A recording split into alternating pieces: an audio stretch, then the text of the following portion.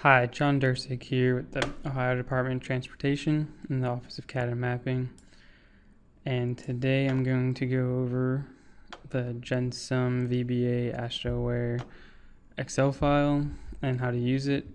This will be a series of videos. This first one's kind of going over the bare minimum on how to fill out the sheet. So let's get started. First thing you guys are going to do is open up the GenSum VBA spreadsheet. The newest version is version 3.0. I've made a lot of changes. So first thing you guys might have a problem with is if you come over here to the sheet columns cell and just change the number. If you notice that nothing happens, you need to delete a temp file for it to work. What happened was Microsoft released a security update and it kind of broke form controls. So what you need to do is close out of all Excel and then bring up your Windows Explorer, and you're going to want to go to your C drive and you're going to want to search the C drive and you're going to want to type in star.ext. This will bring up all the ext files. And what you're looking for is these Microsoft Forms.ext files. It should be located somewhere like users, your name, app data, local, temp, VBE, or Excel 8.0. It's okay to delete those, it'll get recreated. And then you're going to open Excel back up.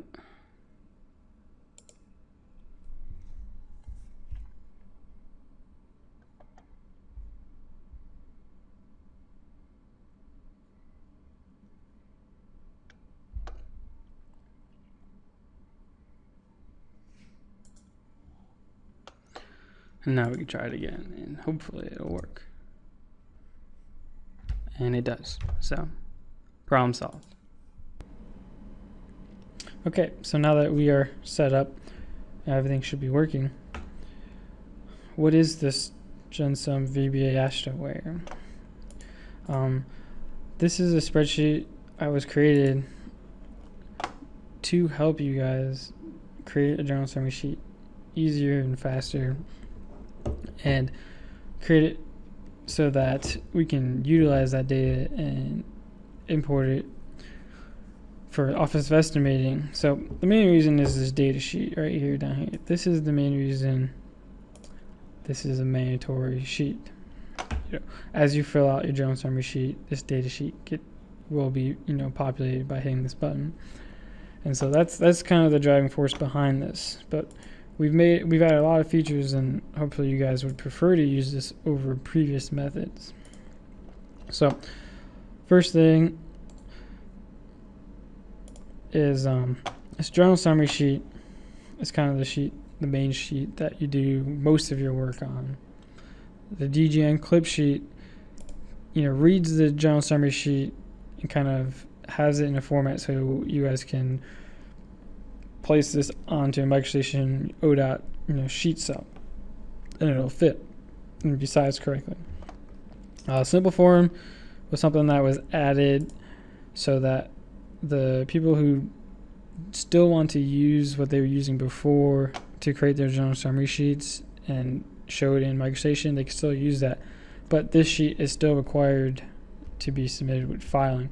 So this was added. You could just copy your data in here, and it only is asking for the data that's necessary to create the data sheet. So like as you see, the page quantities aren't there because it doesn't need that. The data sheet, as I said, is kind of the driving force behind this. It basically creates a list of all the items and quantities and stuff. Info tab is there for you guys to take a look at it. It goes through kind of with all the buttons and everything and how to use it. So I did update it, so it should be up to date. All right, so if you guys have not used this spreadsheet before, it might look a little different from what you guys are used to, especially these columns over here.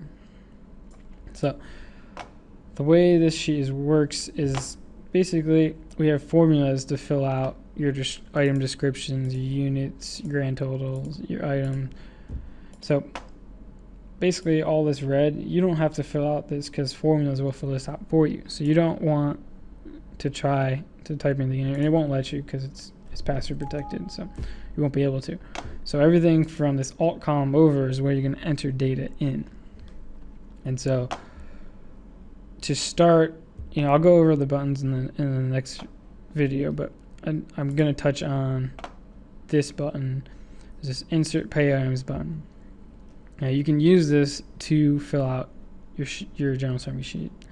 So when you click it, it's going to open up kind of a search box, so you can search all of the items. And so you can search off a description. As you type in, it's going to filter the results. You can search off of item number, and it's going to filter the results. Now this is a four-way search, so you can search item number and description at the same time, and it's going to sort using both of those. Same thing with items. You can filter based on just the 3-digit item code. And the last way to sort is off of headings, but I really want to use this because this is more of a work in progress for the future. It's not really up and running, but filter based on selected heading. When you select that and you select a heading, it's going to filter the data to only show items that go in a roadway heading. But it's not complete, because if I go down, you'll see, let's see, one of these doesn't have them listed, but yeah. So it's not 100% complete. It's a work in progress. So I wouldn't really use it. I think it's still easier just to type in your description to filter out. So there's this reset button, so that you have all these filled out. If you want to reset it back to, you can hit that button. Another thing with this search box is this bar. If you scroll over, it will list your supplemental information for that item. Sometimes you need that to decipher between two item numbers that have the same description, same units. So that's also there. So you can use it to search for items as well as fill out your sheet. So to start filling out your sheet, obviously you start with a heading. So you're going to select a heading that you want, and then you just need to be on the correct row. It doesn't matter what column you have selected, but whatever row you have selected is where it's going to insert roadway in this case.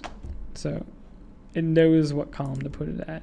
So you see it as roadway, and then it automatically moves you down to the next line, so you don't have to keep clicking on the worksheet to fill it out. Same goes with your items. So you select the item you want.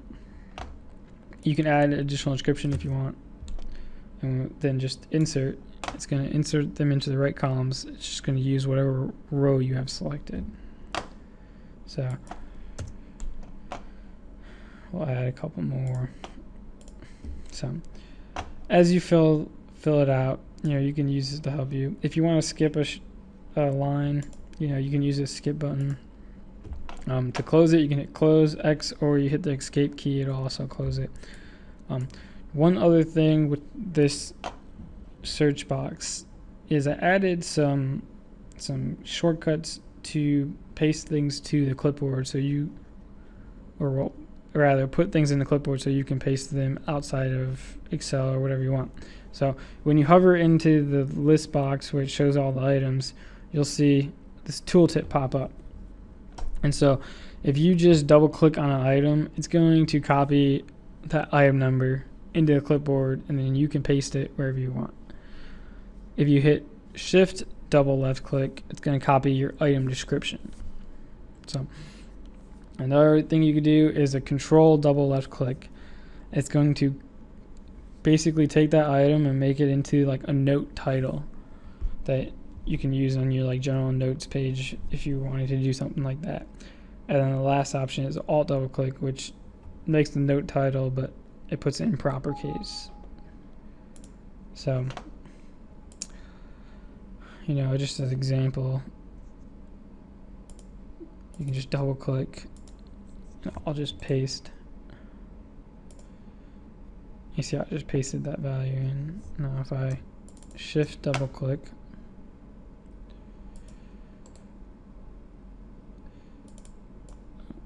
and paste,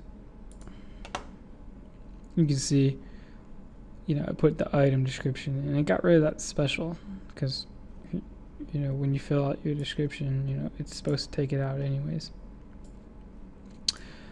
I'll show you what an item note title looks like just so you guys can see. So I'll paste it in here.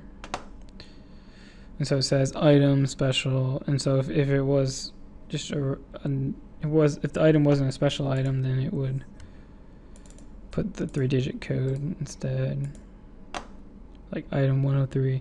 So it's in all caps on that one. The other one's proper case.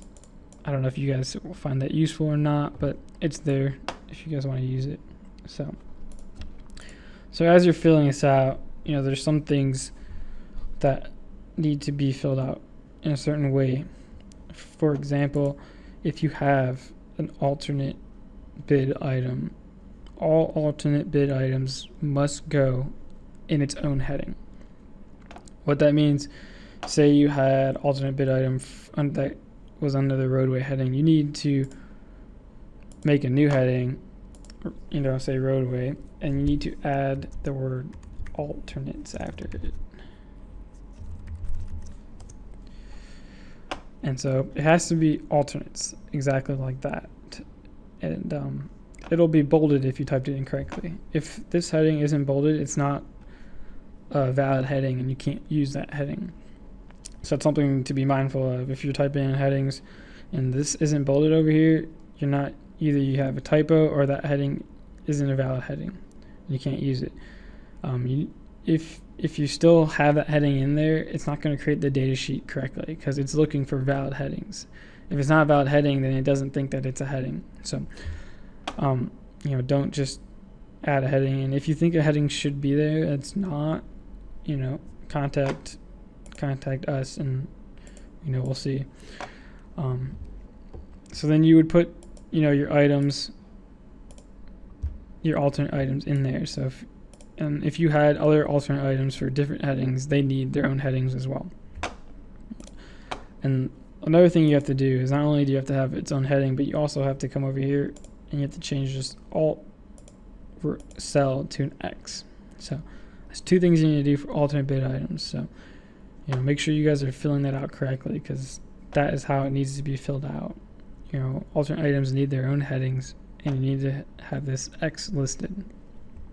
So some other things I added as you're filling out the sheet is, I guess I should also mention, as you scroll down, you'll see this line coming across. This line is to tell you, hey, that's the start of a next page. So kind of give you guys a reference of what's on the next page, what's on the first page, and the numbers there are listed. It goes to 10 pages. I hope you don't need more than 10 pages. If you do, I can add it. Just email me or call me. But a lot of times you get down to the next page and you have roadway, but it's continuing, so you want to add, you know, continue. You can do that. It will still work.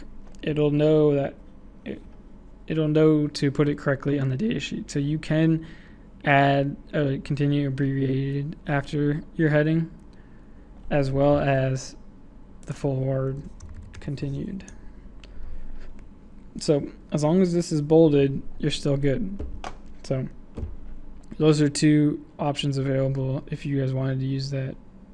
It's there. Another thing you need to be aware of when filling out this sheet is the structure headings. Now there are structure repair structure under 20-foot span and structure 20-foot span and over. So the structure repair heading is probably when most of the bridges are going to go. It's anything that's not a new construction, really. So the structure under 20-foot span and over, they are going to be all your structures that are basically a new construction. So with bridges, every bridge needs to be in its own heading. So if you look at the drop down, you'll see there's structure repair,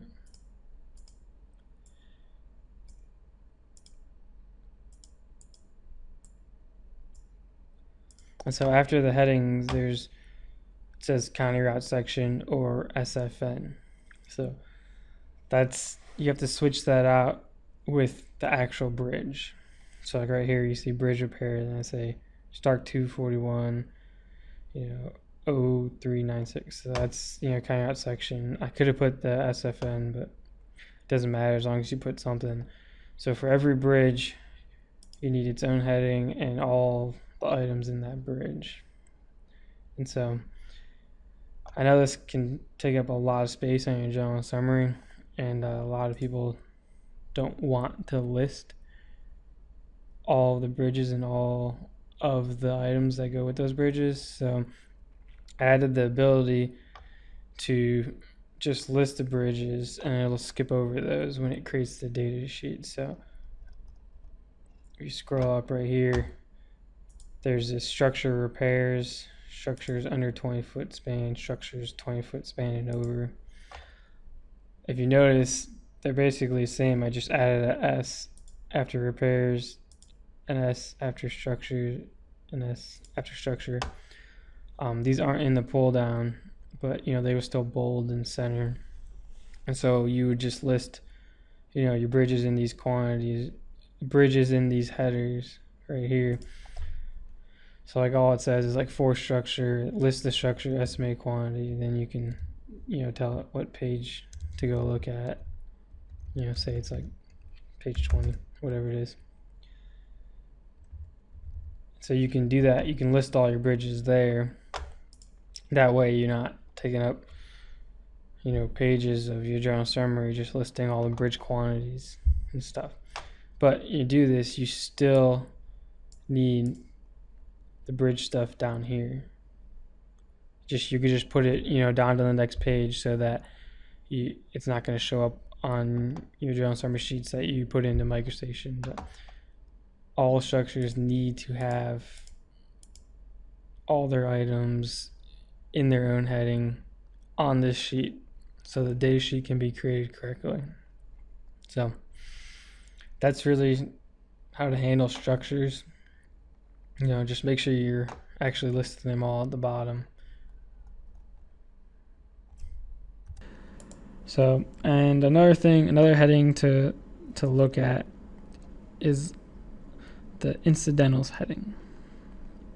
So the Incidentals heading, it's all these items like maintaining traffic, field office, construction layout stakes, mobilization.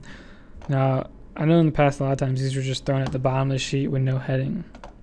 These should be under an Incidentals heading, so you guys should start doing that as you're filling these sheets out. So those are the main things to worry about with headings and items. As you fill out the sheet, you notice these red cells pop up. Now, these pop up to let you know you're missing data. So obviously you need some quantities, so you just start filling it out, but you need to list your page numbers, like 5, 6, whatever page they are, just like you would in any other version. And then you need to write in your part names here. So I'm just going to make up part names. Those aren't real, but when you fill out a part name, it needs to be filled out with the correct name. You need to have it start with the number and a backslash or forward slash. If you don't have it filled out that way, the future stuff when you create the data tab, it's going to throw errors saying you don't have valid part names listed. So you can't just put in random things in here. You need to actually put in, the right part name. So you're gonna fill all that out. And if you need more columns, up here there's a sheet column and a part column. You can change these numbers to give you more or less. So if I change it to 8, it's gonna give me 8 sheet columns. Same thing with the parts. If I need more, I can do. Now in previous versions this was limited to 20. This version I have made it unlimited, so you can have any number of columns that you need for that project. So now I know you guys are thinking, hey, that's not going to fit on a GenSum sheet. Well, that's what the DGNClip sheet is for. So I'll touch on that in a couple seconds here. So as you're filling this out, you're going to put in your quantities. For lump sum items, you can use LS or lump. Now, if you noticed a little bit ago, we switched our units to a short unit instead of long units. So this used to say lump, now it says LS. So as it will still work with typing in LS or lump, I would just start using LS because that's what it's going to show over there. You cannot mix your LS and lump together. So it has to be one or the other. And so as you fill it out, the red lines go away because you have the correct data in it. So they should be capital. For items that aren't LS items or lump sum items, as you fill in the quantities, so you put in 1, so those red lines go away. But for quantities, it's going to check to make sure that your total from your sheet numbers total from your part numbers. So if I put in a 2 here, it's going to stay red because 1 and 2, they don't equal. So if I change it back down to 1, you'll see the red lines go away because they're equal. So they should always be equal. You should not have a total from your page numbers differ from total from your part numbers. So that's just to help you make sure that they're equal. And then your C sheet number, it's red because you should list a sheet that needs to go to, or so you just fill it out and it goes away. So and then that's over here just so you don't have to scroll way over here to enter it in. The formula is just going to read that and put it in over there for you. So another thing to look at as you're filling out your sheet is the additional description in this column.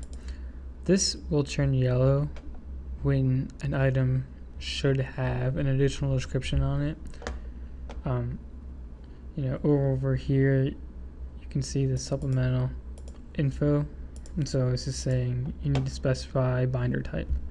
So once you enter in something there, the yellow goes away. So it's important to note. And another thing to note is you should not edit the data sheet, because when you file it, the Office Estimator is going to come in here and they're going to hit refresh data tab, and it's going to overwrite any manual changes you made in the data tab. So there's really no point in editing that.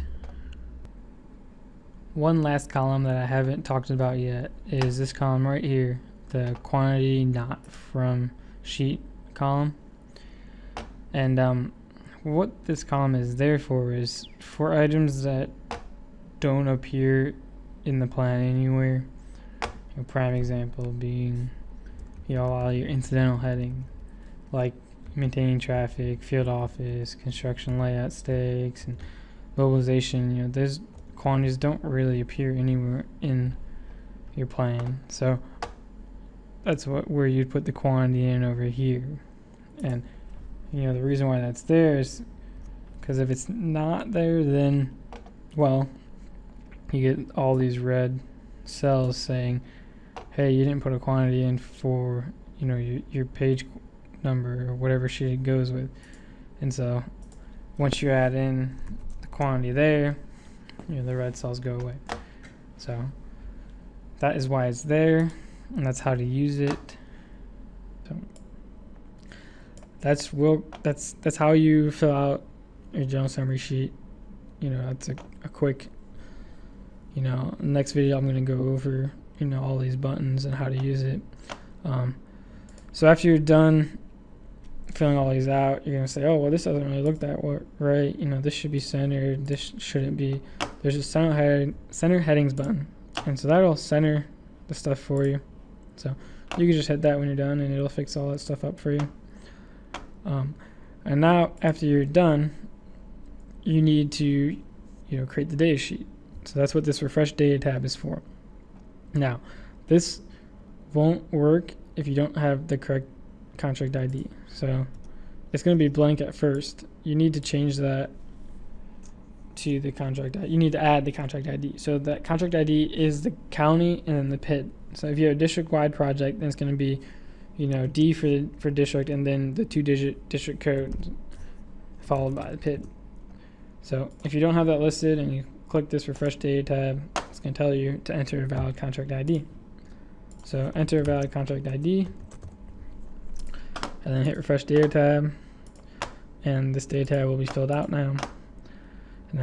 So you'll see, it has, your headings, it got that X and the quantities and stuff. So this is obviously not a completed one, so it doesn't look like it's complete, but that is the general process. So this is how you set up your journal summary sheet. Now you're going to want to set up your DGNClip sheet so that you can put it into MicroStation. So you want to come over to this tab. So this tab, this is where I had a lot of comments on. You guys want to be able to customize the pages, and so that's what I did. So before the pages were going, down, now they're going across. This gives you the ability to customize each page. So each page, you have these options right here. You can change the number of part columns you have displayed. So right now there's 5. We'll say I only need 4. Just change it to 4. I have an option to show the alt column. Currently the alt column is not shown because a lot of projects don't have it. So, why waste that column on that? But if you change that to an X, your alt column will show up here. And so these pages will always have the correct amount of columns displayed so that they fit correctly in an ODOT sheet cell in MicroStation. So that's why you don't have an option to select how many sheet number columns you want. That is figured out by how many part columns you have displayed. So like the more part columns you have displayed, the less sheet columns you have. So this gives you the ability to change each sheet now, or each page. With the previous versions, you couldn't do that. There's still this change description with, if you add a number that's, positive, you will increase the description width. And so every number you increase takes away one of these sheet columns or part columns. It's the opposite for if you choose a negative number, it makes it smaller. So if you're not using this space and you need more columns, there's a nice little feature for you guys to customize each sheet so that you can fit as many sheet number pages as you can. And so as you fill it out, this pull down is going to list all the sheets you listed from the general summary sheet. So you can just start, filling it out by selecting it, and the formulas will automatically put in the quantities you have listed from the general summary sheet. So same thing for the parts.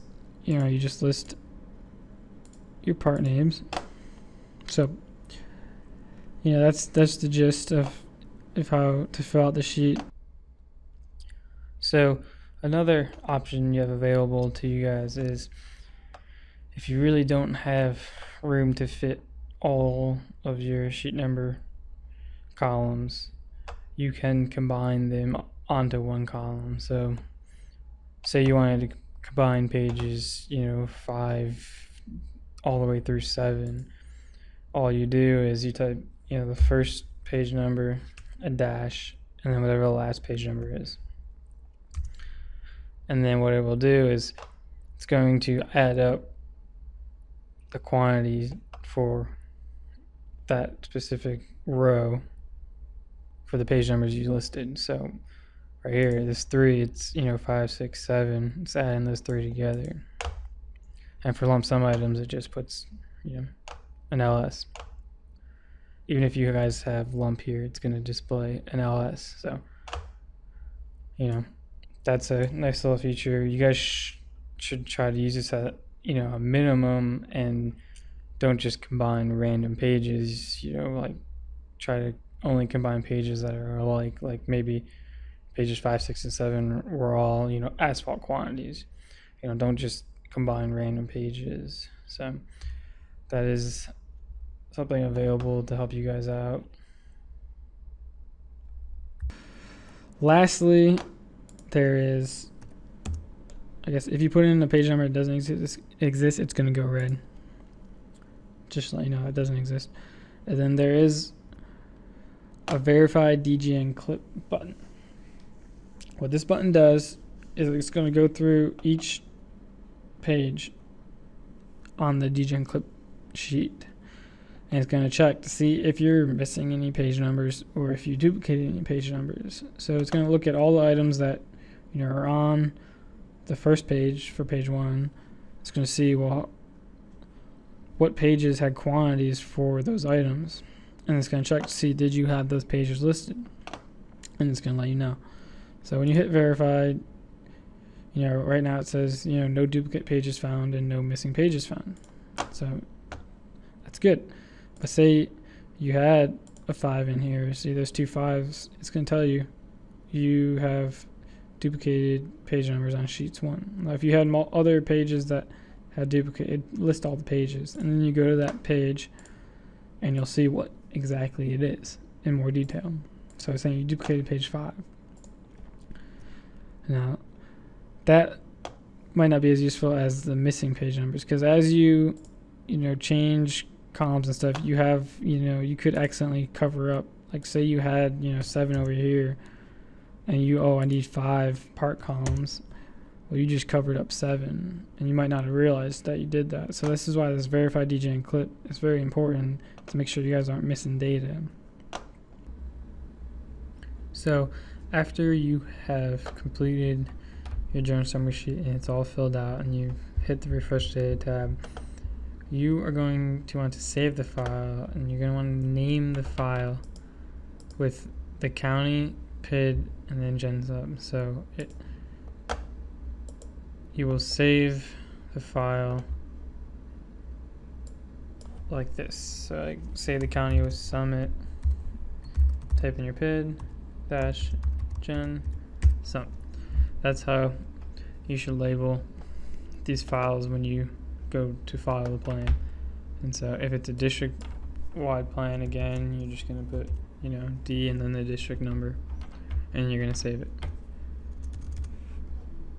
And so that is the basics on how to use this sheet. The next video I'll go over all the buttons and stuff, but if you guys have questions, let me know.